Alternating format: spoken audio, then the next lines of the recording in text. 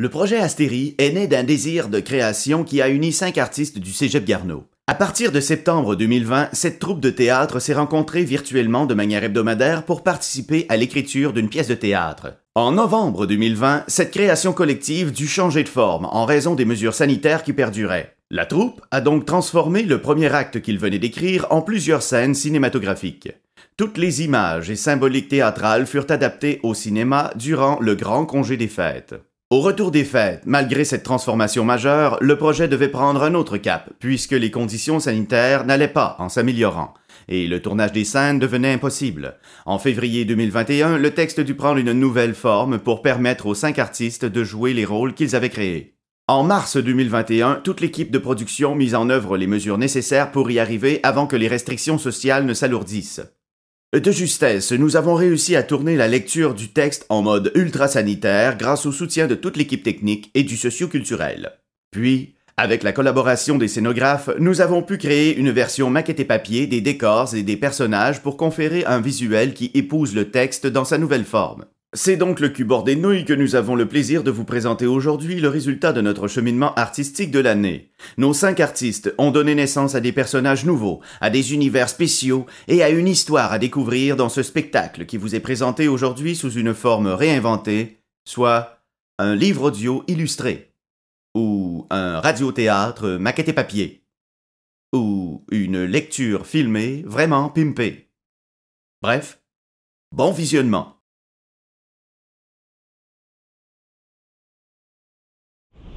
Un homme est assis dans le sable, seul au milieu du désert. Ses habits sont en lambeaux. Son visage semble avoir été creusé par les vents arides, la malnutrition et le regret. Son regard sombre scrute le vide avec appréhension. Il dévisage l'horizon sans réponse, en quête vaine et perpétuelle de l'ombre d'un espoir. Sous ce soleil de braise, l'homme caresse le sable de ses mains frêles et sèches. Son regard, toujours rivé sur la scission entre les dunes et le ciel.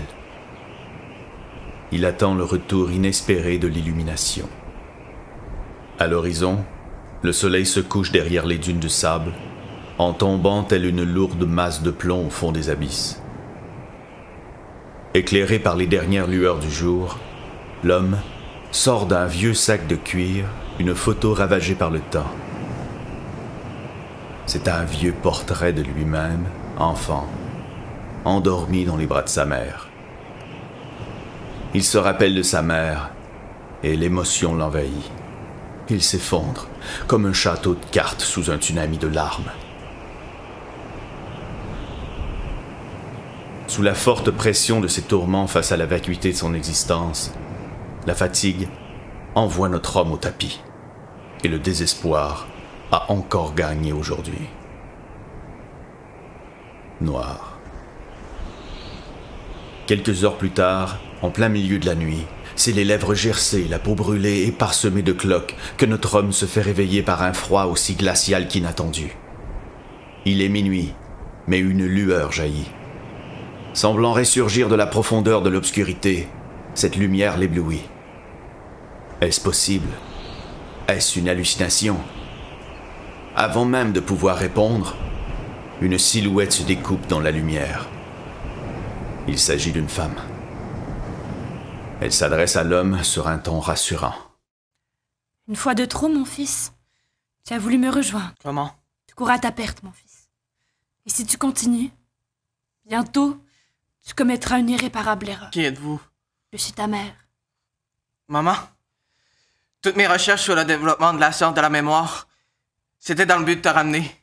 Je sais. Mais maintenant, tu dois arrêter. Quand tu es parti, j'avais seulement 12 ans. Arrête, je t'ai dit. Tu dois te calmer. Et calmer tes ardeurs aussi. Tu es un génie, mon fils. Mais tu dois te contenir. Sinon, ton intelligence va te mener à ta perte. Contente-toi de me voir aujourd'hui comme l'accomplissement de tes recherches. Comment veux-tu que je fasse ça? Je dois continuer. Je vais réussir à te ramener. T'es parti tellement vite. Je m'en suis jamais remis. J'aurais dû te sauver. Mais j'avais 12 ans. Je comprenais pas ce qui se passait. À chaque jour, sans que tu le saches, Je me faisais battre comme un chien par l'amour de ta vie. Jusqu'au jour où il te noya froidement dans ton bain chaud. J'ai juste eu le temps de te voir une fraction de seconde. Mais cette fraction de seconde est encore gravée dans ma mémoire. Toi, maman, fraîchement morte, flambant nue, les yeux révulsés. Tu trempais dans un bain de ton propre sang. À cause de lui. Il nous a séparés. Mais après des années de recherche, j'ai réussi à te ramener à la réalité. Tu ne m'as ramené nulle part, mon fils. C'est toi qui es venu me rejoindre dans ce souvenir que tu as gardé de moi. Celui où je te dis que tu ne dois pas mettre ton intelligence au service de tes émotions. Je sais que cette affirmation ne t'avait pas marqué à l'époque, mais c'est aujourd'hui le moment qu'elle fasse écho. Il en va de la survie de l'humanité. Mais comment est-ce possible? Tu dois comprendre les dangers qui te guettent si tu poursuis tes recherches. Je t'ai reçu dans ce souvenir pour que tu puisses enfin revivre le bonheur que tu cherches depuis plusieurs années. Mais cela a un prix. Maintenant, je dois te sortir de tes souvenirs pour toujours. C'est impossible. Malheureusement, tu n'y peux rien. C'est un des dangers d'aller jouer trop loin dans les souvenirs et de s'y accrocher, mon fils.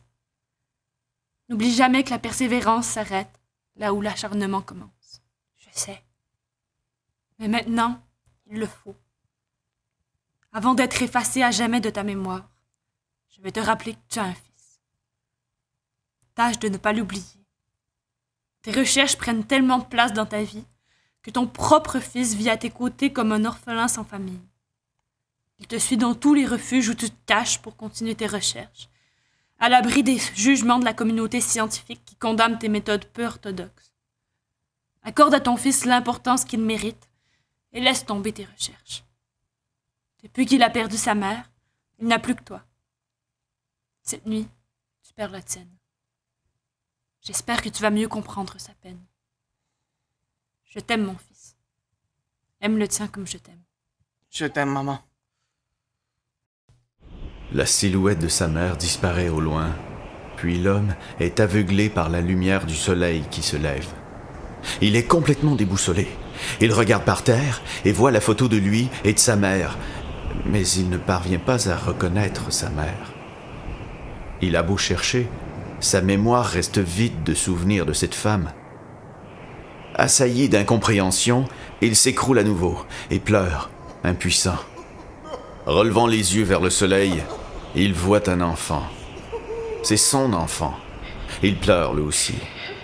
L'homme se ressaisit et prend son fils dans ses bras. Il marche dans le sable en direction de sa cabane et le vent souffle de plus en plus fort.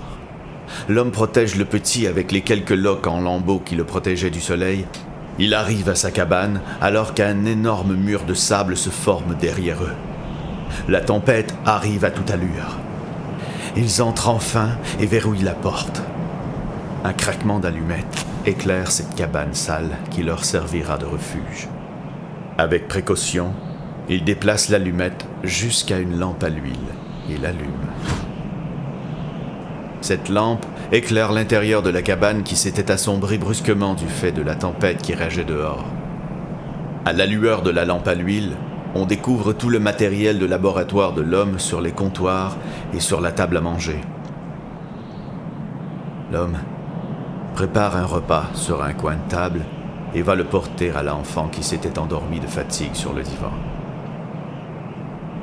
L'homme couvre son fils d'un édredon et dépose ses vêtements propres à ses pieds. L'enfant semble rassuré en sa compagnie. Dehors, la tempête se calme. À quelques mètres de la cabane, une fleur flamboyante ayant poussé au milieu du désert a subi le passage de la tempête de sable. Elle vient de perdre tous ses pétales avant de faner par elle-même. Mais magiquement, les pétales, étalés aux quatre coins du désert, se ravivent soudainement. Soufflés à des centaines de mètres de la tige, les pétales refont tout le chemin à travers le désert pour reconstruire la flamboyance de la fleur. Attirés comme des aimants, ces pétales reprennent tous leur place sur leur socle vital. Un à la fois, le corps de la fleur se redresse, sa tige redevient forte, elle est de nouveau flamboyante. Et poursuivant son retour en arrière magique, Ses pétales se roulent au cœur de la fleur qui retourne tranquillement à la terre, jusqu'à son état de germination primaire, pour finir en simple graine à nouveau. Fin de la Genèse. Scène 2, en plein cœur de la ville, de nos jours. Hélène, une femme d'affaires accomplie, traverse la ville au rythme des klaxons et des contrats, d'un immeuble à l'autre, en veston, talons et mallette à la main. Elle s'arrête une seconde entre deux allées-venues pour acheter son 5e café de la journée.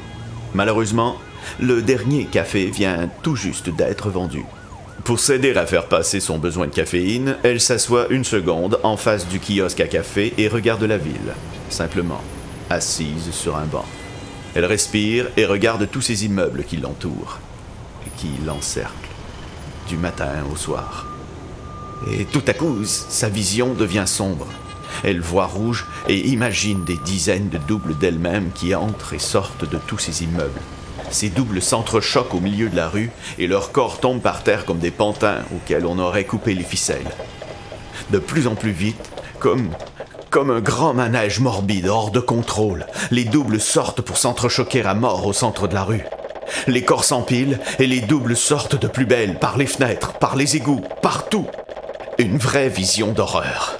Ce manège ne semble jamais vouloir s'arrêter. Pendant des minutes qui lui paraissent des heures, elle ne peut se détacher de sa vision troublante. Heureusement, le vendeur du kiosque à café lui apporte un chocolat chaud pour s'excuser de ne pas avoir pu lui faire un café quelques minutes plus tôt. Il ne le sait peut-être pas, mais cette petite attention vient de la sortir d'une torpeur monumentale.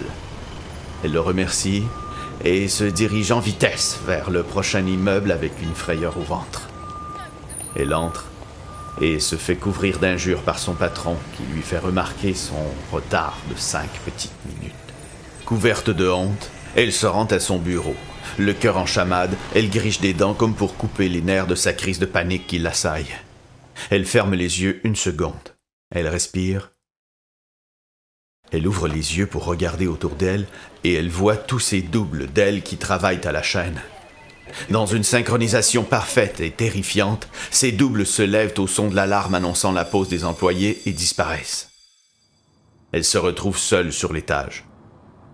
Du moins, c'est ce qu'elle croyait, jusqu'à ce qu'elle entende des petits pas. On dirait les pas d'un enfant. Les pas se rapprochent, puis elle entend un petit rire moqueur juste à côté de son bureau. Elle se penche et voit une petite fille qui lui ressemble quand elle avait 12 ans. La petite fille la salue et lui pose une question bien précise. Salut, madame! Je me demandais, c'est quoi ça, le mépris?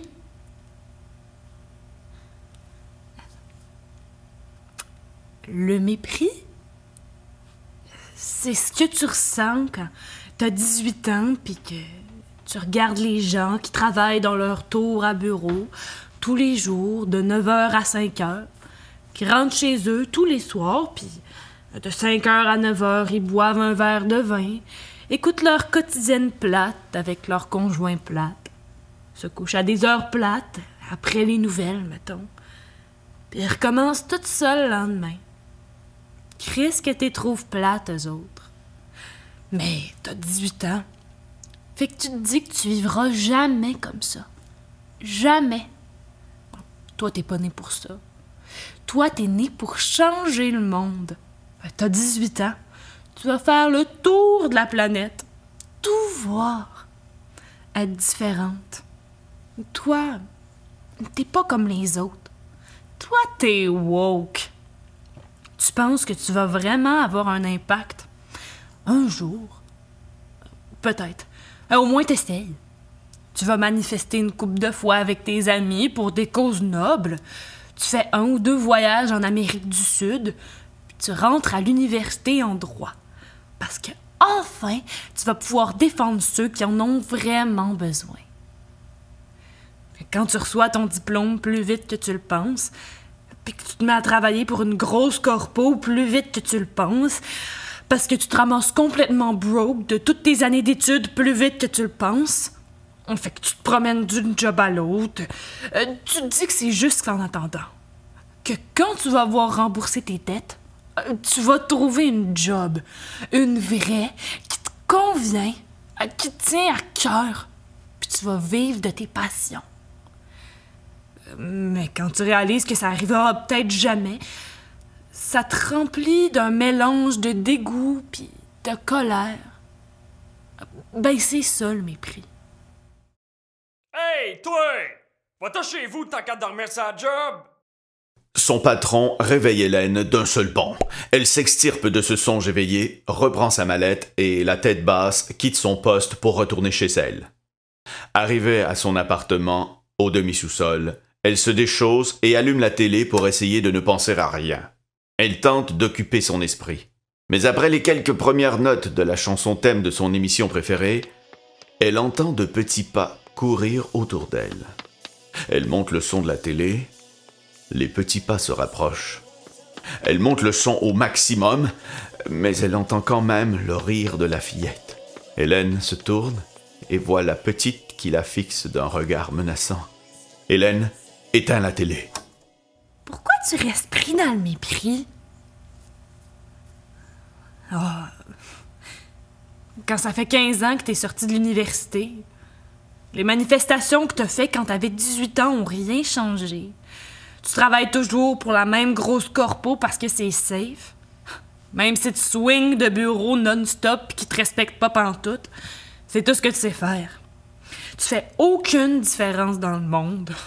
Tout ce que tu sais, tout ce que tu fais, c'est aider des chiens sales à sauver une coupe de piastres de temps en temps.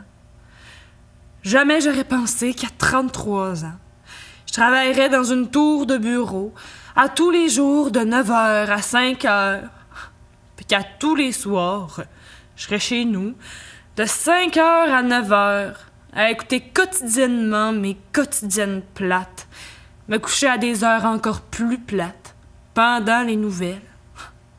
Puis le lendemain, je recommence tout ça. Mais au moins, vivement la fin de semaine. C'est là que je peux m'évader, là, vraiment. Je pars en forêt. S'il pleut pas. S'il y a de la place au camping. Si on trouve une gardienne. Puis du stationnement. Si je pouvais me sortir d'ici.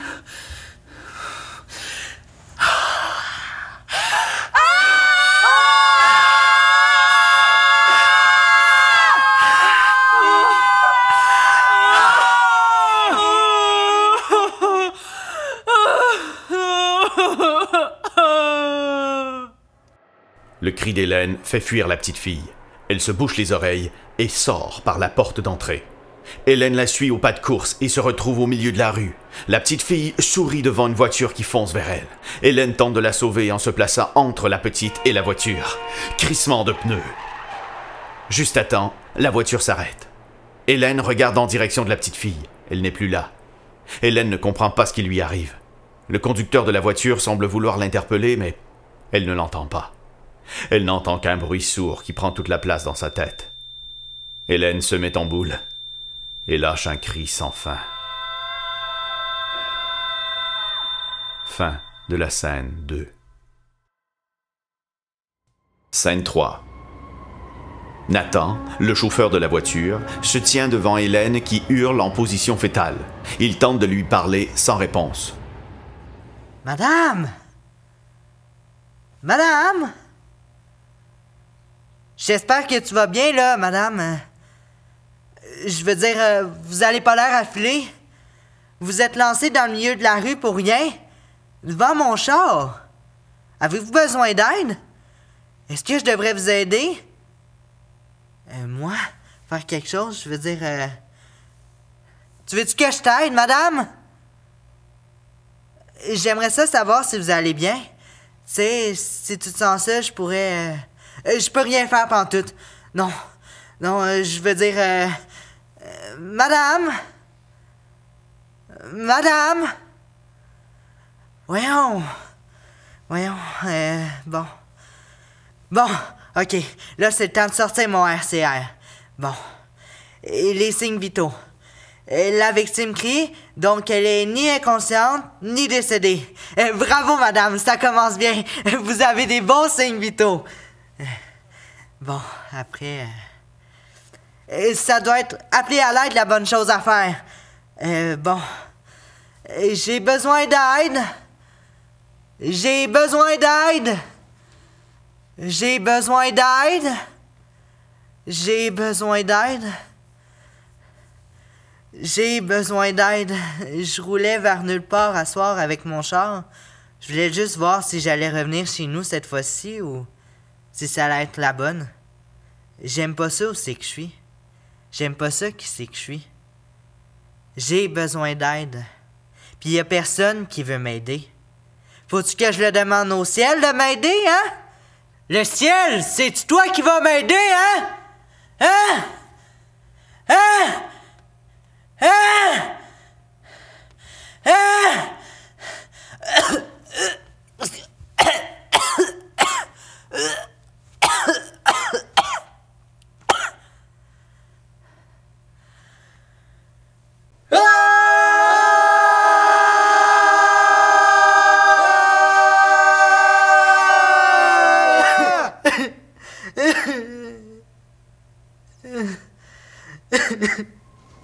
En criant au ciel, aucune aide n'apparaît. Seul un mégot de cigarette tombe directement dans la bouche béante de Nathan. Il s'étouffe avec le mégot et s'étend au sol pour crier sa rage avec Hélène. Ils hurlent leur désespoir tous les deux dans la nuit, sans jamais déranger personne. Scène 4. À 114 829 pieds au-dessus du sol, au bout d'une grue, sur un terrain de construction adjacent, Pascal épie la scène du haut des airs sans rien faire.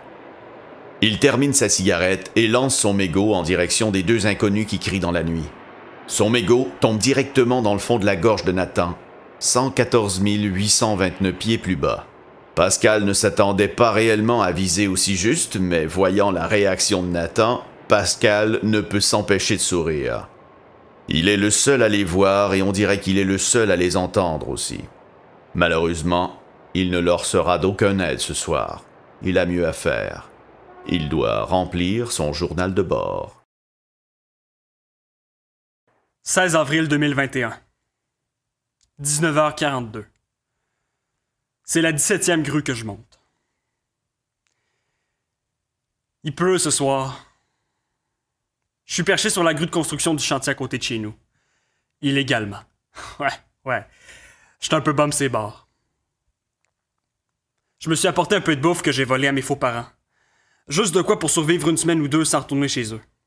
Anyway, c'est certain que je rentre pas chez eux avant une semaine. Ils me gossent tellement.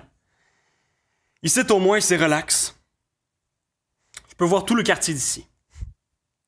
C'est tellement bizarre. À partir de 5 heures, il n'y a plus un chat des rues, sauf à soir.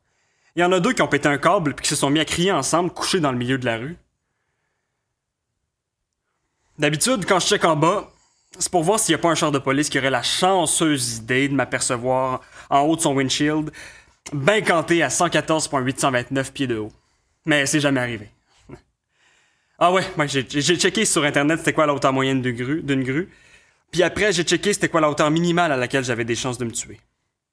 Puis à 114,829 pieds de haut, je suis pas mal certain de mourir si je tombe.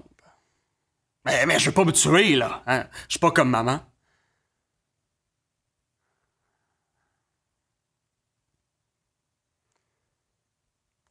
Aujourd'hui, j'ai pensé à ma mère.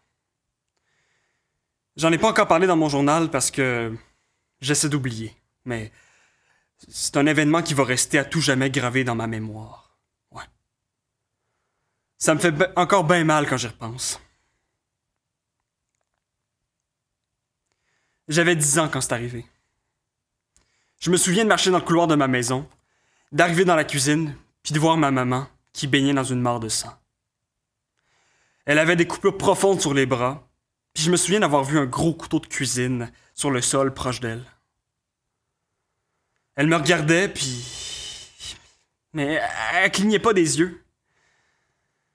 Je suis resté planté là pendant 10 minutes, en attendant qu'elle se réveille. Finalement, c'est la DPJ qui m'a ramassé.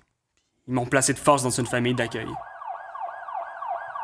Ah ben tiens, enfin de l'action! Hein? C'est pas la police, c'est pas l'ambulance. Moi qui pensais qu'elle viendrait ramasser la folle et le fou couché dans le milieu de la rue qui arrête pas de crier. Mais non, c'est l'annonce d'un message publicitaire d'intérêt public. Mais il y a pratiquement juste nous trois à soir dehors.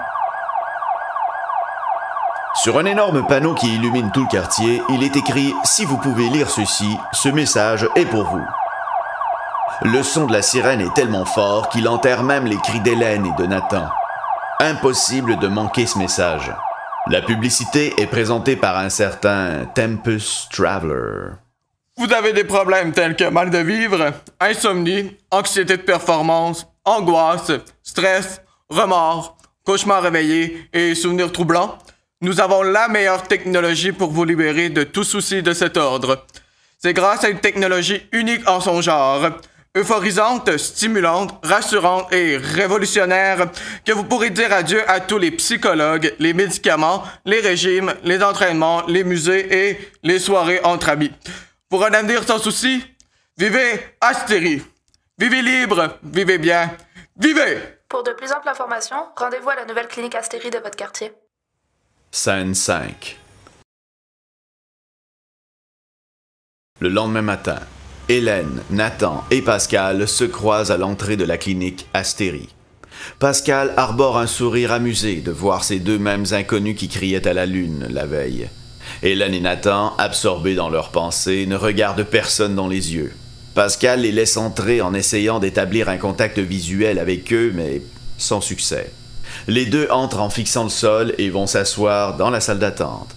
Pascal les regarde avec un air moqueur et va s'asseoir à son tour. Aussitôt, une infirmière sort d'un des cabinets, elle prend les informations d'Hélène, puis entre dans un autre cabinet. 2 minutes plus tard, elle en ressort accompagnée de Tempus Traveler. Il se dirige vers Hélène et lui demande de bien vouloir les suivre. Elle se lève et les suit dans un 3e cabinet, laissant dans la salle d'attente Nathan et Pascal plongés dans un silence absolu. Pendant ce temps, dans le cabinet de Tempus, Hélène s'installe sur une chaise qui semble provenir du futur. Tempus accueille sa nouvelle patiente d'un ton calme et chaleureux. Bonjour, Madame Détroit. Qu'est-ce qui vous emmène ici aujourd'hui? J'ai vu votre annonce passer. Très bien. Et vous avez des problèmes tels que mal de vivre, insomnie, anxiété de performance, angoisse, stress, remords, cauchemars réveillés et souvenirs troublants? Non. Rien de tout ça. Enfin, je pense. Le problème, c'est qu'il n'y en a pas de problème. En fait, il n'y a absolument rien. Mes 2 parents viennent de la classe moyenne, sont toujours ensemble après 36 ans. J'ai un frère et une sœur qui ont bien réussi dans la vie aussi. Je me suis mariée avec un gars bien chill, qui a toujours été correct avec moi. Il y a littéralement rien à dire sur moi. À part peut-être que ma grand-mère est morte il y a une couple d'années. Puis j'ai trouvé ça bien triste, mais ça, c'était prévisible. C'était pas une surprise. Puis je pense que c'est pas un problème de pleurer quand sa grand-mère meurt. Si quelqu'un voulait écrire ma biographie, ce serait le livre le plus plate et probablement le moins vendu de l'histoire. Et donc, le problème est? Le problème est qu'il n'y en a pas. Il m'est jamais rien arrivé d'extraordinaire. J'aimerais juste pouvoir vivre quelque chose. Arrêter de me sentir complètement impuissante face à tout. Je le sais qu'il y a des problèmes partout dans le monde. Hey, saviez-vous que le gouvernement du Brésil paye les fermiers pour qu'ils crissent le feu à l'Amazonie? Méchant problème, ça. Puis moi, pendant ce temps-là, je vais faire du ski à Saint-Sauveur. Il y a du monde puis des espèces animales entières qui brûlent et qui sont décimées. Puis moi, le plus gros problème que j'ai, c'est d'obtenir un reçu pour reporter ma fin de semaine de ski quand il annonce de la pluie. Vous voudriez oublier toute la misère du monde pour vous sentir moins coupable? Ben non, je suis pas une autruche, mais j'aimerais ça avoir l'impression de faire de quoi de mieux de ma vie. Je sais pas, sentir qu'elle vaut à peine. Parce que là, c'est en train de me rendre folle. Je comprends. J'ai exactement ce qu'il vous faut. Installez-vous juste ici, s'il vous plaît. Je vais vous préparer l'instérie. C'est une machine qui permet d'accéder aux souvenirs des patients pour en changer les perceptions dans le but de vous faire sentir mieux. C'est très simple d'utilisation. Regardez. Vous n'avez qu'à poser ce casque d'électrode sur votre tête. C'est ça. Comme si vous enfiliez un chapeau. Et dans un petit instant, vous entendrez une voix lorsque la procédure va commencer. L'analyse des souvenirs a été effectuée avec succès. 2 souvenirs traumatisants ont été détectés. Désirez-vous les modifier? Oui. Astérie, choisir souvenir. Premier souvenir d'un mariage gris. Astérie, rendre ce mariage blanc. Réponse enregistrée avec succès. Astérie, choisir un autre souvenir. Deuxième souvenir. Constant rappel d'un quotidien démoralisant. Astérie, change la perception de ce souvenir. Implantation de la nouvelle vision. Répétez cette nouvelle vision à tous les 2585 rappels répertoriés. Astérie, oui. Réponse enregistrée avec succès. Voulez-vous procéder à une vérification des modifications? Astérie, oui. Hélène, pouvez-vous me décrire votre quotidien? Chaque fois que je vais au travail, je regarde le ciel, je vois les oiseaux voler quand il fait beau, puis la pluie tomber quand il fait moins beau. C'est très ressourçant. J'aime mon travail. Il me permet de me sentir utile entre tous ces beaux moments que la nature m'offre. Astérie, enregistrez toutes les nouvelles modifications. Nouvelle modification enregistrée avec succès. Astérie, fermée. Fermez Astérie. Bon. Hélène, la procédure a été effectuée avec succès. Merci de votre participation. Ne bougez pas. Je vais vous enlever le casque. Vous vous sentez bien? Oui. Merci beaucoup. Il fait tellement beau à l'extérieur. Pourquoi je serais triste à l'intérieur? C'est ridicule. Très bien. Merci de nous avoir fait confiance. Merci. Revenez quand vous voulez. Hélène est reconduite par l'infirmière jusque dans la salle d'attente où elle signe quelques papiers et quitte la clinique le cœur léger et l'âme en paix. Pascal est étonné par la transformation de celle qui hurlait de détresse hier soir et comptait les tuiles du plancher en arrivant ce matin. Cette nouvelle méthode fonctionne peut-être réellement. L'infirmière vient recueillir les informations de Nathan. Elle retourne dans le cabinet et revient avec Tempus pour accompagner Nathan dans un autre cabinet. Pascal se retrouve seul dans la salle d'attente. Puis un personnage étrange, le visage caché par son capuchon, entre et s'installe dans la seule zone d'ombre de la pièce. Pascal le regarde et il ne parle pas. Visiblement, aucun client de cette clinique n'a la parole facile. Pendant ce temps, dans le cabinet, Nathan est nerveux, mais Tempus tente de le rassurer. Bonjour, Nathan. Que puis-je faire pour vous? Vous semblez nerveux. Tout va bien? Pardon, je suis très nerveux. Excusez. Je suis pas sûr de savoir exactement ce qui m'amène ici. Votre bureau est spécial. Quel est ce truc avec les électrodes? On dirait une pieuvre. Vous êtes ici pour en apprendre beaucoup plus sur vous grâce à, justement, cette merveilleuse machine. Mais avant d'aller plus loin, je dois savoir, qu'est-ce qui vous amène ici? Ben, j'ai vu votre publicité dans la rue la nuit passée, puis je me suis dit que ça me ferait sûrement du bien de voir un psy dans l'état où j'étais. Mais là, ça va mieux, là. Désolé de vous avoir fait perdre votre temps. Restez assis. Vous êtes au bon endroit. Je ne suis pas psychologue. Hein? Ben voyons. T'es qui, toi, si t'es pas un psy? Je suis Tempus Traveler, l'inventeur de la machine de perception des souvenirs la plus révolutionnaire au monde. Je ne suis pas psychologue. J'ai inventé une machine permettant de ne plus avoir recours à ces charlatans. Nathan, je ne vous veux aucun mal, moi. Je veux faire de vous un pionnier. Vous serez l'un des premiers utilisateurs de ce système révolutionnaire. Vous ne voudriez pas passer à côté de cette chance unique, non? Bon, avant de commencer, j'ai besoin que vous me parliez un peu plus de vous. Si t'es pas un psy, je te raconterai pas ma vie. J'ai perdu mes 2 parents quand j'avais 7 ans, OK? Tu peux pas comprendre. Bien au contraire, c'est très bien. Comment sont morts vos parents? Je veux pas t'en parler. Laisse-moi tranquille. Tu me rends mal à l'aise. La dernière fois que j'ai été aussi mal à l'aise, on m'a forcé à parler de moi, justement. Et j'étais devant une classe tout entière, mon cœur battait tellement fort qu'au lieu de me présenter, je me suis assommé la tête puis je me suis pissé dessus. Très bien. On va commencer par ça. On reviendra à vos parents plus tard. J'ai exactement ce qu'il vous faut. Allez, installez-vous juste ici, s'il vous plaît. Je vais préparer l'astérie.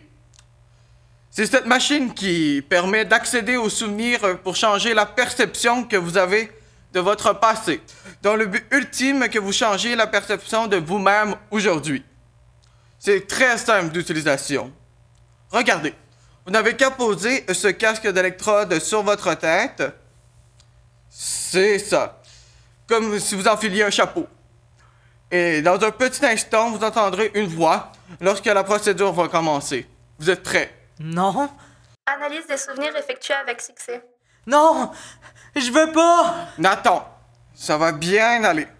On va simplement s'introduire dans vos souvenirs. Astérie, commentez le chargement du dernier souvenir traumatisant répertorié. Connexion au dernier souvenir traumatisant en cours. Mais je veux pas. M'entendez-vous? Comment on fait pour arrêter ça? Oh non, je suis dans mon premier cours de maths au cégep. La professeure me demande de me présenter devant toute la classe, puis elle veut que je lui parle de moi. Nom, prénom, âge, école secondaire, ancienne ville, hobby. Mon cœur s'arrête subitement. Mon cerveau se paralyse, incapable de parler. Ma tête tombe sur le bureau du prof, et plus rien. Je me réveille avec une ecchymose au front et le pantalon maculé de pisse. Détection d'un liquide inconnu sur la chaise. Analyse du liquide en cours. Ah! Mon pantalon! J'ai pissé! Je suis juste un bébé! Je suis juste un pissou! Laissez-moi partir!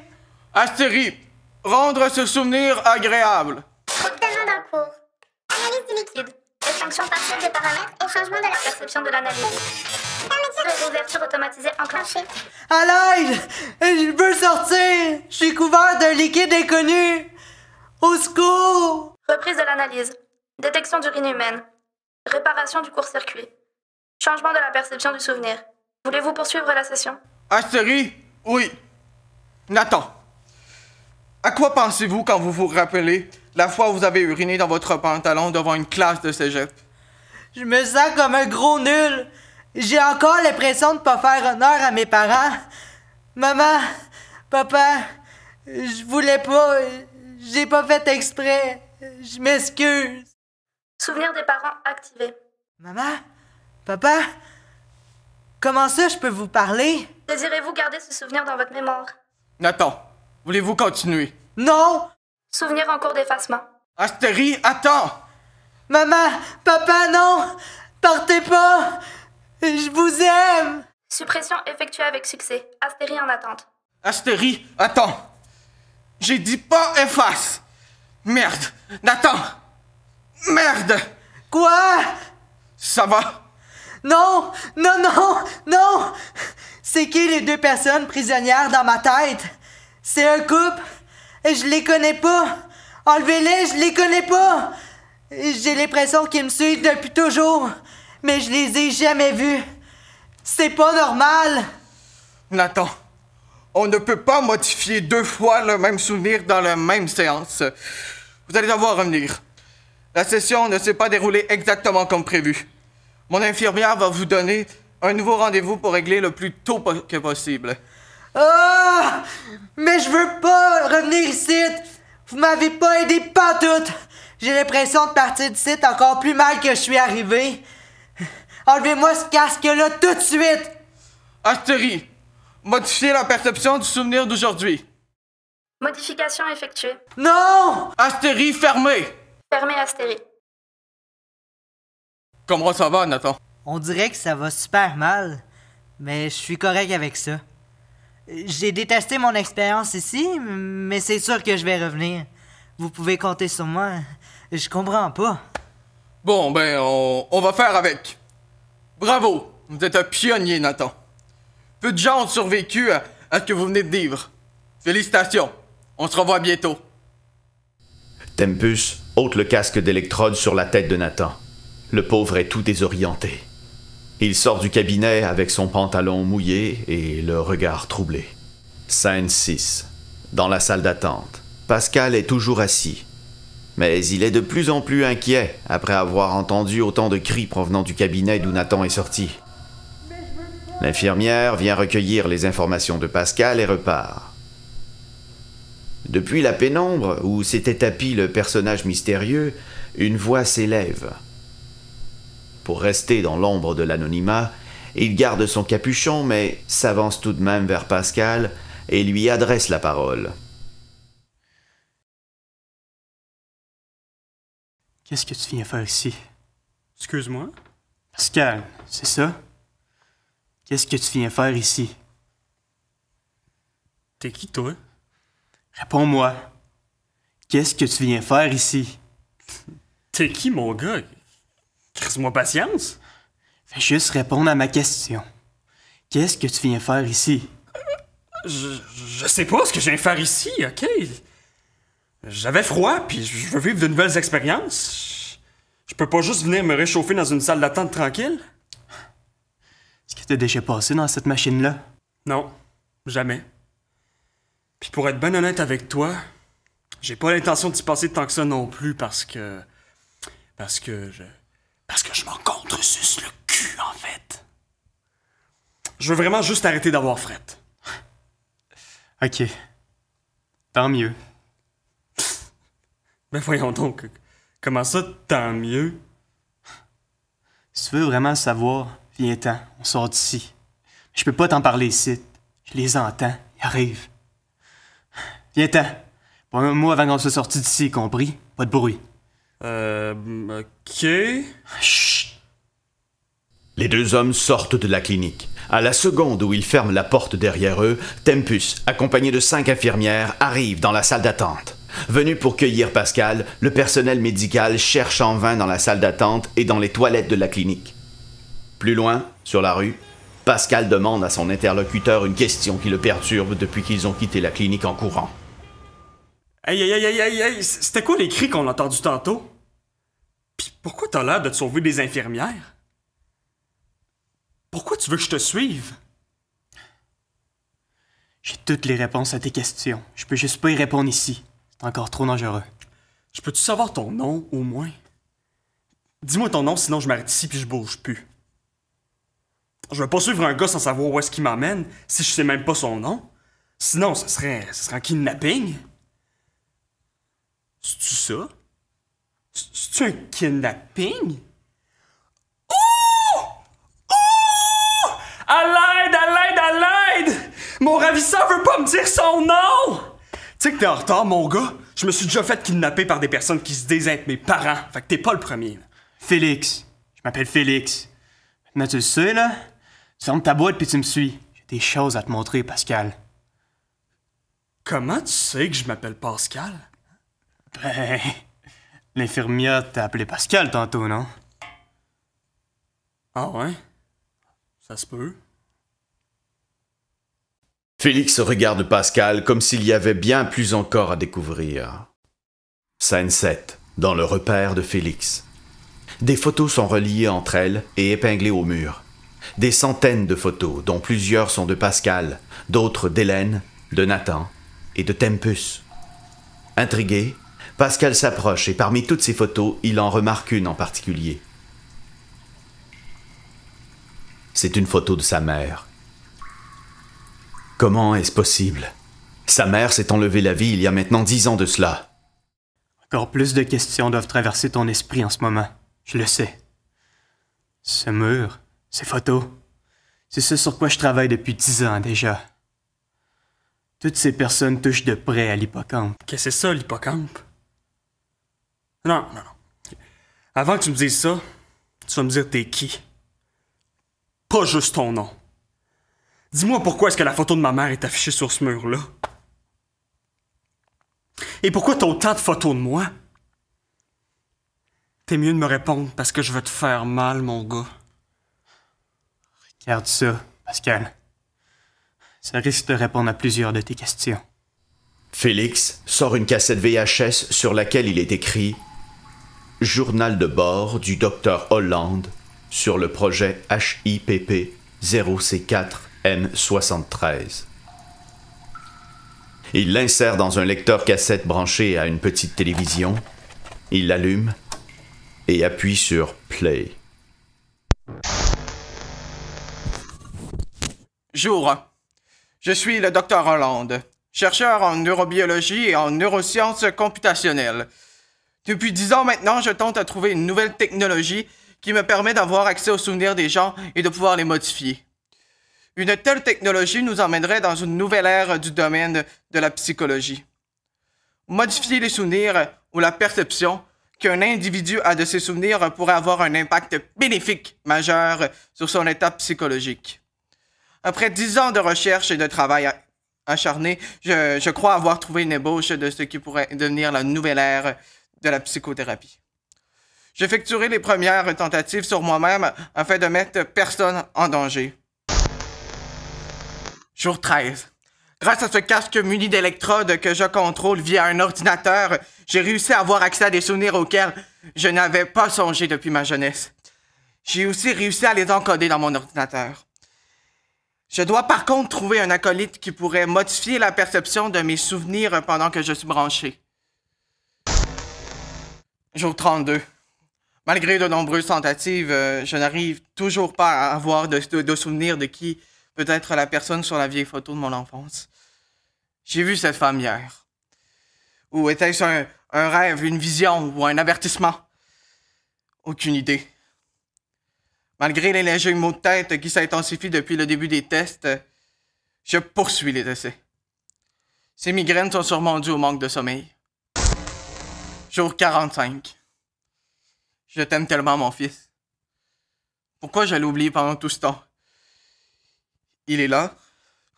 Je vais en prendre plus soin. Je t'aime tellement, mon fils Xavier. Non, Philippe. Il y a un feu dans ton nom. Mais qu'est-ce que je disais? Ah oui, mon fils. Il m'a permis de sortir de ma torpeur. Il a encodé mes pensées et il m'a aidé à modifier la perception de mes propres souvenirs. Il a réussi. On a réussi. Je pense qu'il est temps de prendre une pause et de m'occuper de mon fils. Je dois me rappeler qu'il est plus important que tout. Jour 46. La machine est enfin prête. Après une semaine d'utilisation, ou c'était 2. Non, c'était hier selon mon registre. Bref, je me sens mieux. Les derniers essais étaient très fructueux et m'amènent à passer à la prochaine étape. Je dois tester la machine sur d'autres cobayes. Jour 60. Mon fils s'est fait un nouvel ami. C'est le fils de celle qui a accepté d'être la première cobaye de notre expérience avec le casque d'électrode. C'est une jeune mère de 30 ans avec des souvenirs très troublés qui impactent grandement son quotidien. Nous avons commencé les premiers essais d'incursion mémorielle et tout se passe comme prévu. Jour 76. Les essais d'aujourd'hui se sont avérés très réussis. J'ai réussi à atteindre plusieurs souvenirs oubliés de la jeune femme et y apporter des modifications. Pour l'instant, aucun effet secondaire n'a été remarqué. Pendant nos tentatives d'incursion, les deux gars s'amusent comme des frères. Jour 89. Je dois mettre d'urgence à l'arrêt de toute nouvelle incursion mémorielle. La succession des effets secondaires reliés aux tests cognitifs effectués auprès de ma cobaye entraîne un dérèglement dans ses émotions. Elle semble être devenue dépendante aux tests. Elle m'a mentionné que c'était l'unique chose qui pouvait lui faire se sentir bien. Elle était prête à m'échanger son fils en échange d'une nouvelle incursion. Elle n'arrive plus à avoir de sensations auprès de son fils. J'ai visionné les capsules des derniers mois. J'observe de nombreuses incohérences dans mon langage dont je n'avais pas pris conscience à l'époque. Ces effets se sont estompés depuis la dernière fois où j'ai fait les tests sur moi-même. Jour 99. Je tiens à m'excuser auprès de toute personne ayant pu être affectée par mon invention et à exprimer toutes mes condoléances à la famille de la jeune femme qui jouait le rôle de cobaye pour mes essais. Mon intention n'a jamais été de porter préjudice à qui que ce soit et je m'assurerai que mon projet tombe éternellement dans l'oubli.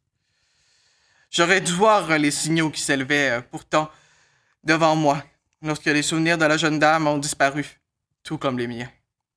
J'étais tellement absorbé par le désir de réussir que je n'ai pas su les voir. C'est une erreur que je n'aurais jamais dû commettre. Jour 100. Ce retour à la réalité m'a fait réaliser que je dois chérir les moments avec le seul membre de ma famille qui me reste. Mon fils. Je l'ai beaucoup trop délaissé durant mes recherches. Un enfant ne devrait pas avoir à passer sa jeunesse dans un laboratoire. Il s'agit aujourd'hui de la dernière capsule que je ferai. Cette invention maudite et toutes les conséquences qu'elle a pu engendrer, voilà ce qui doit tomber dans l'oubli. Viens, Félix, on s'en va.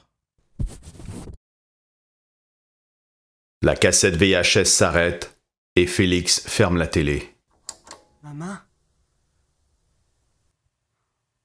Ton père? Ton père a tué ma mère? Pascal, je suis désolé. Pourquoi ils n'ont pas pu la sauver? Pourquoi est-ce qu'ils n'ont pas remarqué plus tôt que leur test du calice fuckait dans la tête à ma mère? C'est ça qui l'a poussé à se tuer. Elle avait rien fait de mal. Elle avait rien fait pour mériter ça. Je suis désolé que tu aies dû l'apprendre comme ça. Mon père n'a jamais voulu faire de mal à personne. Son but était tout simplement d'aider les gens. Mais quand il a vu qu'il ne pouvait pas y arriver, il a voulu tout arrêter. Il était sur le point de tout laisser tomber quand Tempus Traveler est arrivé. Cet homme a voulu poursuivre les recherches de mon père malgré les dangers. Mon père a tout fait pour l'en empêcher. J'ai envie de tout foutre en l'air. En commençant par toi, pis ton fucking bunker du Moyen-Âge.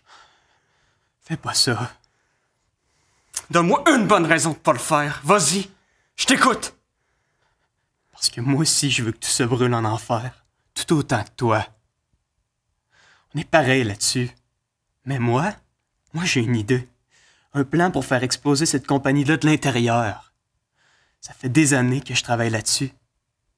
Puis j'ai besoin de toi, Pascal. Pourquoi t'aurais besoin de moi? Parce que t'es le seul autre qui est capable de se revirer contre cette machine-là. La clinique Astérie a vu le jour parce que Tempus Traveler a volé les plans de mon père. Puis là, il veut s'en servir même s'il est au courant des dangers. Il a convaincu des riches investisseurs que son projet était viable. Aujourd'hui, il peut ouvrir une clinique. Mais il faut l'arrêter avant qu'il n'aille plus loin. Ça pourrait prendre des proportions démesurées. Scène 8. Dans le même quartier, un an plus tard. Dans les rues, on entend jour et nuit la même publicité de Tempus Traveler. Utilisez Astérie. C'est prouvé. 100% des êtres humains vivent du stress. Et vous? N'êtes-vous pas un être humain? Saviez-vous que vous pouvez mourir à la suite d'un épisode d'anxiété de performance? Des études démontrent que la moitié des personnes en psychiatrie souffrent de leurs souvenirs troublants. Voulez-vous faire partie de ces statistiques? Non! C'est pourquoi Astérie est là.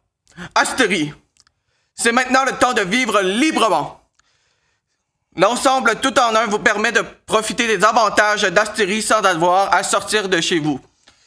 Vous n'avez plus d'excuses. 3 milliards de patients satisfaits, d'associés satisfaits, et plus d'1 million de cliniques vous le confirment. La formule Astérie, c'est le futur. Le vrai nouveau mode de vie.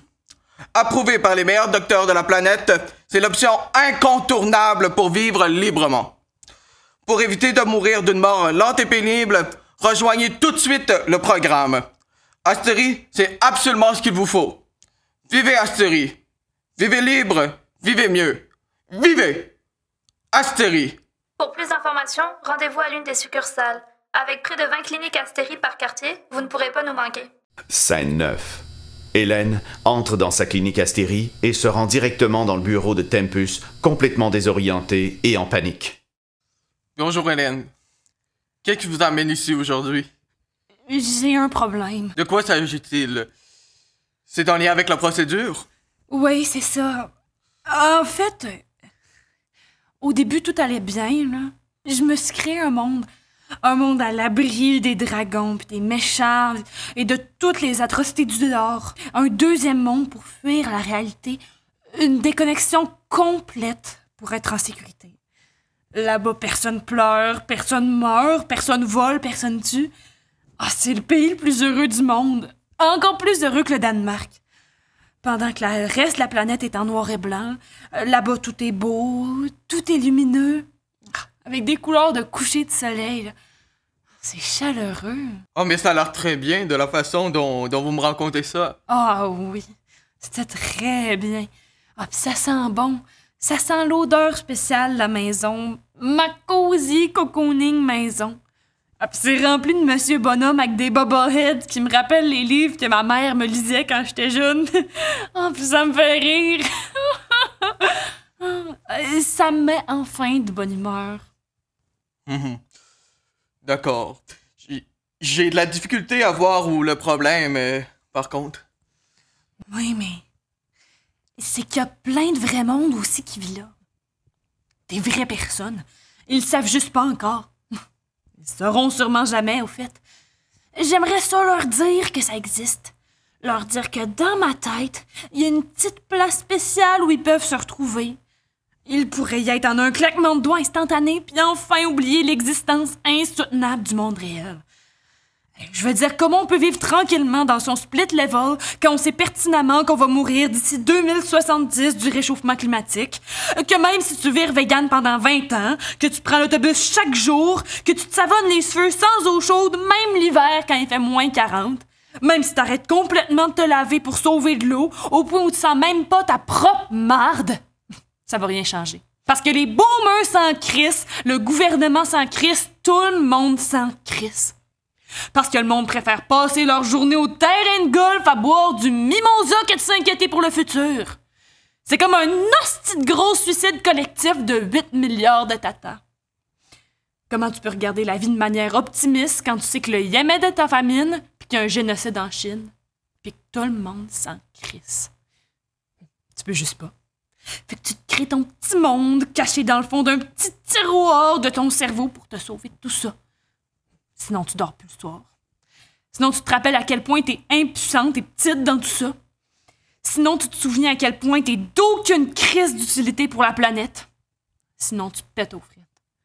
Tu le sais-tu ce que je veux? Non.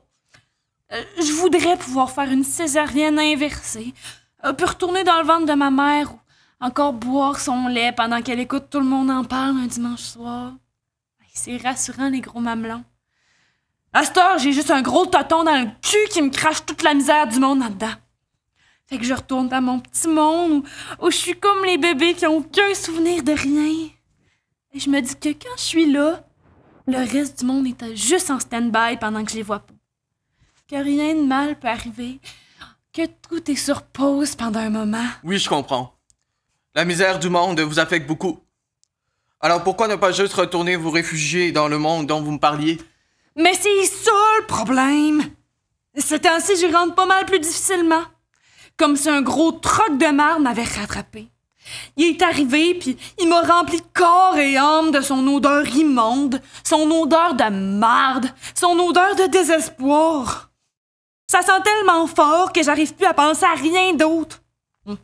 Les bobbleheads de mon monde, ils le savent. Hein? Ils reconnaissent l'odeur de la misère. Ils veulent plus me laisser rentrer, de peur que j'empêche toute la place de mon malheur. Je suis maintenant prise dans le monde réel. Je peux plus vivre dans le déni. Prise dans la prison de ma mémoire, incapable d'oublier toute la souffrance de la terre.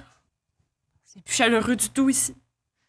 C'est aussi froid qu'être pris à Place Fleur de Lys, dépourvu au milieu du centre d'achat, entouré de monde tout le temps pressé. Je pense que je perds tranquillement l'équilibre. Code 34, on a une urgence. Il faut la brancher sur la machine immédiatement. Tempus sort une petite seringue de sa manche et la pique à son insu. Hélène perd tranquillement connaissance, puis un panel d'infirmiers s'affaire à la transporter dans la nouvelle salle de la clinique. Scène 10. Dans la même clinique, Nathan arrive en trombe, gravement déboussolé. Le voyant arriver, Tempus prépare une deuxième seringue, au cas où. Bonjour, Nathan. Est-ce que ça va bien? Non, pas vraiment. Depuis la dernière fois, on dirait que je me reconnais plus. Je suis plus moi. Ah oui? Pouvez-vous me donner un exemple? Tantôt, j'étais assis à la place Fleur de Lys et j'observais un jeune garçon. Il était comme moi. Il me semblait être un étudiant. Il était-tu au cégep? Aucune idée. Était-il aimable? Pourrait-il être le meilleur ami du monde? Peut-être pourrions-nous faire le tour du monde ensemble? Aller à New York pour faire un tour de bateau et observer la Statue de la Liberté? Ou peut-être même se mêler dans les foules en Chine et se perdre de vue? C'est sûr qu'on va faire ça s'il veut. Je m'entends mal lui refuser d'aller en Chine parce que, même si c'est seulement pour aller manger les meilleurs biscuits chinois au monde, je suis prêt à tout pour lui. Moi, les biscuits chinois, j'aime pas ça. J'aime mieux le ski. Si c'est moi qui choisis notre destination voyage, on pourrait louer un camp de ski en Autriche. C'est ça mon plus grand rêve. Depuis ce matin. Ça faisait tellement longtemps que j'avais pas rêvé. C'est effrayant comment que ça fait du bien. D'accord, mais... quel est le problème? Le problème... Ah! Le problème... le problème, c'est que je le connais pas, ce gars-là. Je fais juste rêver à lui, vous comprenez? Je le connais pas. Mais quand j'y pense, j'ai besoin de savoir qui il est. Est-il vraiment à Place Fleur de Lys? Y étais-je moi-même?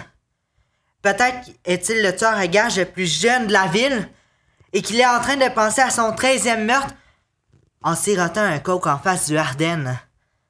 Sa cicatrice sur le côté de sa joue est peut-être la marque d'un combat ultime. Le combat de sa vie qu'il a livré contre le plus grand chef de la mafia du Québec. Voyons, c'est quoi son nom déjà? Peu importe. Quand ce jeune tueur à gages m'a dévisagé, il songeait peut-être à me tuer. C'était épeurant. Je sais même pas si je dois l'inviter à un voyage en Chine ou courir pour sauver ma vie. Je sais pas comment faire la différence entre la réalité et la fiction. Le rêve et mon souvenir. Ma vie. Je vois. Vous avez un petit problème. Mais on va régler ça. Pouvez-vous vous rappeler un de vos souvenirs d'enfance? Moi? Un problème? Ben voyons, j'ai pas de problème. Je vais très bien, là. Je fais le top shape. C'est vous qui avez un problème? Nathan, avant de passer à la prochaine étape, vous devez me fournir un souvenir d'enfance, s'il vous plaît. Un souvenir... On dit souvent que les enfants n'ont pas de souvenirs. Moi, j'en ai un qui est dans ma tête depuis longtemps, mais qui vient juste de me revenir. C'est le souvenir de mon premier meilleur ami. Il me fait un peu penser à mon nouveau meilleur ami rencontré à Place Fleur de Lys. Mais c'est pas lui, là. C'est un beau petit lion en peluche. Quand j'étais petit et que mes parents m'ont offert ce toutou, j'ai crié et je suis allé me cacher parce que, la veille, j'avais vu un documentaire sur le lion. Il tuait et mangeait des mignonnes petites gazelles de la savane d'Afrique. J'ai été traumatisé durant mes 5 ans. Après quelques temps, je me suis dit que ce lion pouvait être gentil et qu'il ne me mangerait pas. Ainsi, il est devenu le meilleur ami du monde. D'accord, et quel est le lien avec votre peluche? Ils sont la même personne, mais heureusement, aujourd'hui, je n'ai plus peur des lions. Qu'est-ce que j'en ai à foutre qu'il me tue? Si je l'arrête avant qu'il ne me tue, il va tomber sous mon charme et on va vivre une relation comme le syndrome de Stockholm. Mais le contraire. Tu sais, là, où l'assaillant tombe en amour avec sa victime, je pense que ça se peut, là. On serait peut-être la meilleure ou la pire alliance du monde. Je suis prêt à prendre le risque. J'aimerais tellement avoir un meilleur ami.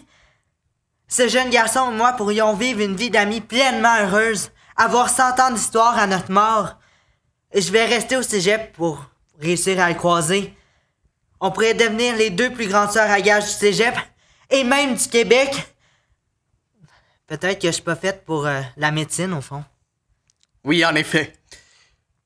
Vous savez quel métier vous devriez faire? Oh oui, je sais. C'est pour ça que je suis allé faire mon premier meurtre aujourd'hui. Avec un gun, une lingette de chloroforme et une corde. Imaginez, je vais sûrement faire la première page du journal. Un homme recherché pour un triple meurtre à la bijouterie. Nathan Paradis. Et bam! Il va lire ça dans le journal en sirotant un coke en face du Ardennes assis à la place Fleur de Lys. Wow! Est-ce ça, avoir un meilleur ami? J'ai comme un grand frisson. Avoir un meilleur ami, c'est de la bombe. Je suis pas certain. Que s'est-il passé après la bijouterie? Je sais pas trop. Un bruit alarmant retentit.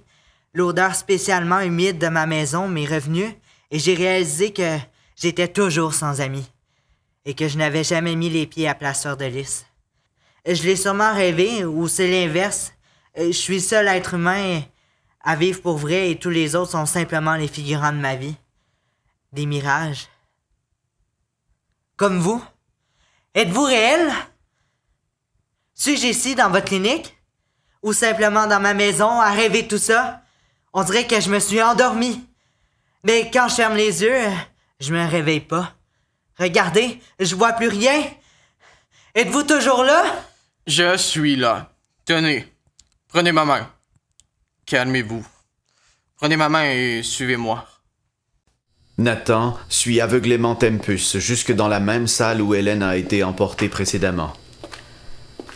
Nathan se sent engourdi de plus en plus. Il marche le long d'un corridor humide et sombre, puis Tempus lui demande de s'étendre sur une civière. Nathan s'exécute. Il ne la voit pas, mais Hélène est là, couchée sur une autre civière, inconsciente. Un casque vissé sur sa tête. Nathan perd finalement tout contact avec la réalité. Tout comme la centaine d'autres personnes inconscientes et branchées à la même machine. Scène 11. Pendant ce temps, Félix attend le retour de Pascal dans son bunker. Je suis de retour, mon gars. J'ai parqué l'auto dans la ruelle derrière. Elle est pleine de gaz, puis j'ai amené mon taser d'un coup que ça vire mal. Parfait, ça. Tu t'es pas fait suivre? Non. Sûr? Ah, sûr comme un kiwi. C'est pas ça qu'on dit, mais bon. Good job, mon pote. Ça veut dire qu'on est prêt à faire le call. Toute l'équipe est prête. Yes, sir, Miller! Hey, je suis tellement excité, là. Je suis bien stressé, fait qu'on se calme un peu, tu sais. Ouais, excuse-moi, Phil. Passe-moi le talkie, please. Yep, tiens. Merci. Puis, merci pour tout, Pascal. On n'aurait jamais pu y arriver sans toi. Une chance que la distance est devenue ce qu'elle est aujourd'hui. Le générique, là, c'est pas tout de suite, mon Phil. Pleure pas, là. Arrête donc de niaiser. Je vais faire le call à la distance quand je serai prêt. Man, c'est le temps là! Tout le monde est prêt, on a tout, let's go! Vamos, en casa! Ok, je passe l'appel. Attention, à toute la distance. Ici, F31. On starte ça. T1, T2, T3 sont exécutifs. Vous puis vos acolytes, vous êtes prêts? Avez-vous repéré Tempus? Est-ce que T4 est en position? Oui, on est prêt. On attend votre go. Pour ce qui est de Tempus, il est dans son bureau avec T4 comme prévu. On a environ une trentaine de techniciennes et techniciens du centre exécutif avec nous. On est tous prêts à foutre le feu à cette merde. Parfait. Vous pouvez me starter ça. Amusez-vous. C'est aujourd'hui que ce cauchemar-là prend fin. SU5, vous êtes prêts à intervenir? Oui, on a plusieurs unités de police mobilisées et on a même les services d'incendie avec nous pour bloquer les rues avoisinantes avec leurs camions au cas où. On attend l'appel des répartiteurs d'urgence. Eux aussi sont sur le coup. Parfait. Mais surtout, assurez-vous que le maire ne s'en rende pas compte. Il y a des connexions et on sait tous qu'il manigance avec Tempus depuis un bon moment déjà. S'il s'en rend compte, notre plan tombera à l'eau et nous serons capturés. Ce sera pas un problème. R6, vous êtes là? Oui, Félix. Parfait. Si jamais ça tourne mal, acceptez-vous toujours de contribuer financièrement à la libération des membres de la Distance? Je tiens toujours ma parole. Nous sommes prêts à dévier tous les fonds de la compagnie vers nos coffres dès que vous l'aurez capturé. Il n'y aura donc aucun problème. Parfait. P7, es-tu connecté au serveur informatique? Vas-tu être prêt pour tout mettre en ligne dès que tu as ce qu'il faut? Oh que oui, monsieur! Je suis pas programmeur informatique pour rien. Vive la dissidence! Good. Puis pour finir, C7, C8, C9, C10, vous et vos véhicules, êtes-vous prêts pour évacuer les membres de la Distance rapidement et subtilement garder leur identité anonyme? Affirmatif. Les autres chauffeurs et moi, on est prêts. Appel à toute la dissidence. C'est aujourd'hui le grand jour. T1, T2, T3 et T4 sont déjà en train de faire leur job. C'est aujourd'hui qu'on va sacrer le feu à cette corpo diabolique-là. C'est aujourd'hui que Tempus va tomber du haut de son trône de merde. Merci tout le monde, et vive la dissidence! Vive la dissidence! Scène 12. Pendant que toute la dissidence se prépare pour un assaut, Tempus, au fond de sa clinique, observe ses cobayes inconscients, branchés à sa machine, et se délecte de les voir sous son contrôle. Il pourrait annihiler leur mémoire entière en un seul clic, et rien que d'y penser le fait jubiler. Mais il ne le fera pas. Du moins, pas maintenant. Maintenant, il a besoin d'un café. Marie, es-tu à l'écoute? Marie! Ou ben donc, William! Coudon, n'importe qui! Y a pas moyen de te faire servir un café dans cette bâtisse-là! Mais voyons où est-ce qu'ils sont tous rendus? En plein après-midi! Voyons! Oh! Enfin quelqu'un, esti! Je cherchais partout le tech. Vous êtes rendus tellement nombreux ici dedans, là.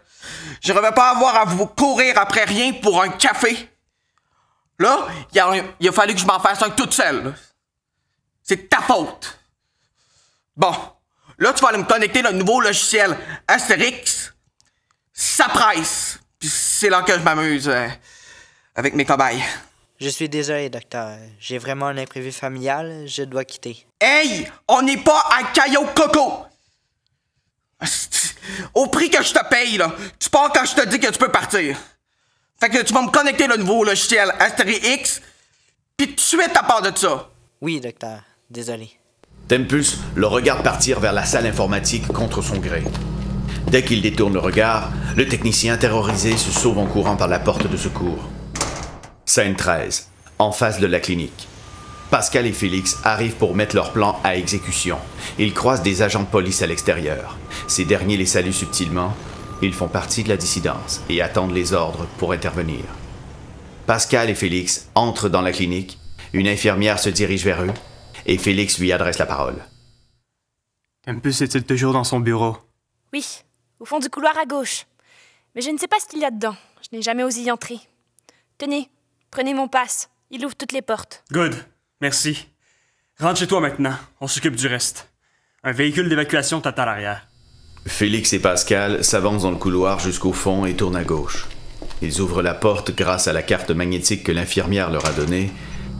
À l'intérieur, Félix et Pascal remarquent la scène d'horreur. Des centaines de corps inconscients, presque tous empilés les uns sur les autres, sont branchés à une machine. Félix prend tout en photo et il s'adresse à Pascal. M'envoie tout ça à I7. Ah ben. Félix. Mon Dieu Seigneur que t'as grandi. Le petit garçon à papa, toi. Comme ça, je suis sous haute surveillance. Tempus, j'avais hâte à ce moment. Félix. Mon cher petit Félix. Si tu savais à quel point j'ai toujours voulu voir l'intérieur de ta tête. Passe-moi ta tête, veux-tu? Laisse-moi voir tous tes malheurs. Je vais les effacer. Tu deviendras plus heureux que jamais. Crois-moi. Aïe aïe, calice! Et que vous me faites rire, vous deux. Deux jeunes qui se prennent pour des héros. Wake up, les boys! On n'est pas dans Star Wars. Aïe aïe! T'as une maudite grande gueule, toi? C'est à notre tour de parler. Ouais. C'est-tu tout le mal que t'as fait, Tempus? Tout le mal que t'as fait à partir du moment où t'as repris les recherches de mon père? Même si tu savais qu'il était déjà allé trop loin. De quel mal tu parles? J'ai juste aidé les gens. Vois-tu? Dans la vie, on prend nos décisions en fonction de ce qui nous arrange. C'est pas toi qui vas m'apprendre à vivre mon esti de fraîchier. Mon petit Félix. T'en as dedans, je te dis. Tu me rappelles moi à ton âge. Ça fait quoi de savoir que la moitié de ton monde s'est retourné contre toi? Je vais bien être honnête avec toi. Ça me fait absolument rien. Je sais que je vais toujours en avoir d'autres. Vous êtes tous des pions. Pis c'est moi qui contrôle la game. Pascal, branche-le. C'est à son tour de goûter à sa machine. Avec plaisir. Félix, si tu fais ça, Tu verras jamais ton père. Je sais exactement où il se trouve. Si tu me laisses partir, je vais te le dire.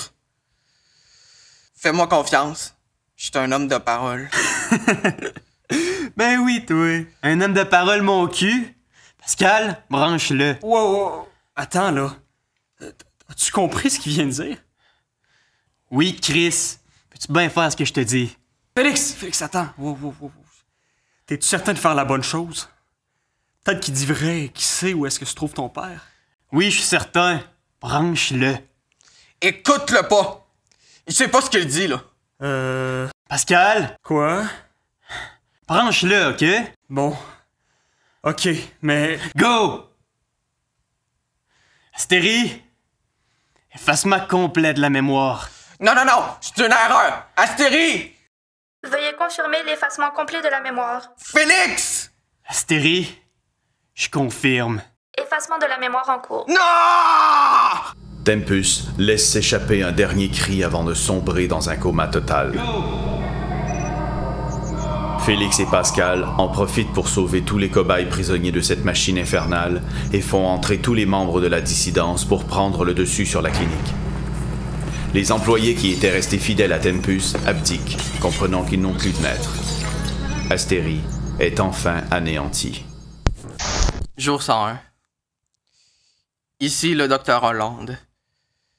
Félix, cette capsule s'adresse à toi, mon fils.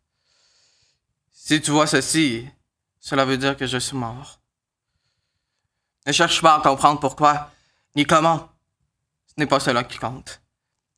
Ce qui compte vraiment, c'est que tu t'assures que mon feu projet tombe dans l'oubli. Il y a des choses dans ce monde qu'on ne peut pas expliquer et des fois, vaut mieux ne pas creuser à la recherche d'explications. Tempus est extrêmement dangereux.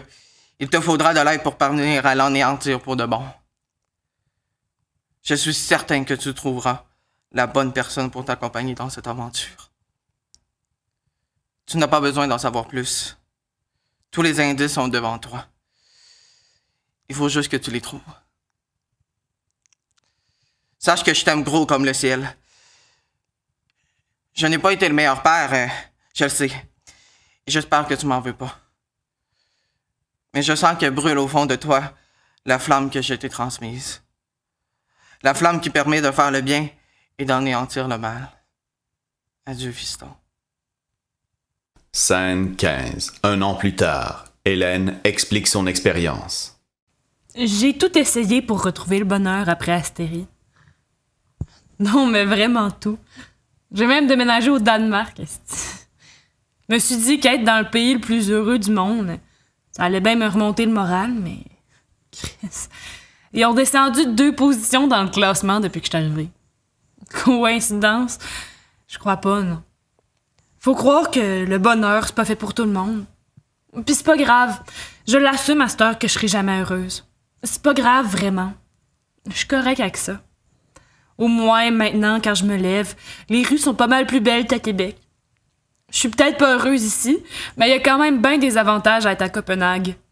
Le fait que le monde ne comprenne pas quand je crie des insultes au ciel en français, par exemple. Ils doivent se dire que je suis une crise de folle, mais au moins ils me comprennent pas ce que je dis. Peut-être que dans une autre vie, avec une autre job, avec une autre face, je serais heureuse. Mais pour l'instant, je vais aller m'acheter une danoise à la boulangerie puis la manger au bord du fleuve, entourée de gens heureux. Scène 16. Nathan explique son histoire. C'est comme si on avait facilement glissé dans une bouteille de verre qu'on jette à la mer. Comme si je devais être un messager entre 2 mondes. Un monde surnaturel où tout allait bien. Je dois avouer que ce monde me manque cruellement. La machine me permettait de vivre mieux et de ne plus me soucier des jugements des autres. Je crois que mon passage dans le monde qui était Astérie m'a permis de réaliser à quel point je manquais d'amour. Je ne reproche pas à mes parents d'être morts, mais on s'entend pour dire que je serais devenu un meilleur homme avec eux. Ouais, ils ont gâché ma vie. Ils sont morts. Je comprends toujours pas pourquoi j'ai mérité ça, mais aujourd'hui, je sais que je devrais vivre éternellement sans eux et m'entourer de personnes qui m'aiment si je veux avoir confiance en moi. Aussi, mon parcours dans l'hystérie m'a rendu vraiment plus insécure, mais mon vrai psy m'aide à retrouver le semblant d'une vie meilleure. D'ailleurs, j'ai réussi à être admis à l'Université Laval et de Harvard en médecine. Pas étonnant, avec ma cotère de 37,668. Il faut dire que l'étude est pour moi un art libérateur. Je sais pas encore quelle université je vais choisir, mais mes parents, eux, l'auraient su, laquelle choisir. Mais ils sont morts. Scène 17, en plein milieu du désert. Félix fait de la photographie. Parfois, faut pas chercher trop loin. C'est même, selon moi, en cherchant trop loin qu'on finit par se perdre. On a tous des vides à combler. On a tous nos problèmes. Il faut pas s'attarder trop longtemps sur ceux-ci. J'ai perdu mon père. Et pendant très longtemps, j'ai eu de la difficulté à l'accepter. Je me posais sans cesse les mêmes questions. Pourquoi si jeune? Pourquoi sans prévenir? Pourquoi lui? Mais aujourd'hui, j'ai compris. Il faut s'en foutre des pourquoi. M'accordant trop de temps au pourquoi, j'oubliais de faire le plus important. J'oubliais de vivre. J'ai passé tellement de temps à essayer de changer le passé que j'ai fini par croire que j'avais un réel pouvoir sur lui. Mais le fait est que le passé est le passé et qu'il restera jamais intouchable. Et finalement, je crois que c'est ça qui fait son charme. C'est la seule certitude que nous ayons dans un monde incertain. Laissons-la comme elle est. Le monde est constamment en changement et ne cesse de nous surprendre. Alors, laissons-nous surprendre. Au lieu de s'attarder sur le passé, on devrait plutôt profiter du présent pendant que nous avons une emprise dessus. Il ne reviendra jamais, lui non plus. Tout est tellement éphémère quand tu y penses. Nous le sommes tous. Et dans pas si longtemps, tous nos souvenirs s'effaceront avec le temps. Donc, regardez autour de vous, sans vous demander pourquoi. Tellement de belles choses et de possibilités qui s'offrent à vous. Faut pas chercher trop loin pour être heureux. Vivez. Sortez dehors. Exprimez-vous. Prenez des photos. Créez des moments inoubliables pour vous et pour les autres. Allez-y. Immortalisez le temps. Pendant ce temps, en plein milieu du désert, une fleur flamboyante a repris le cours de sa vie. Fin.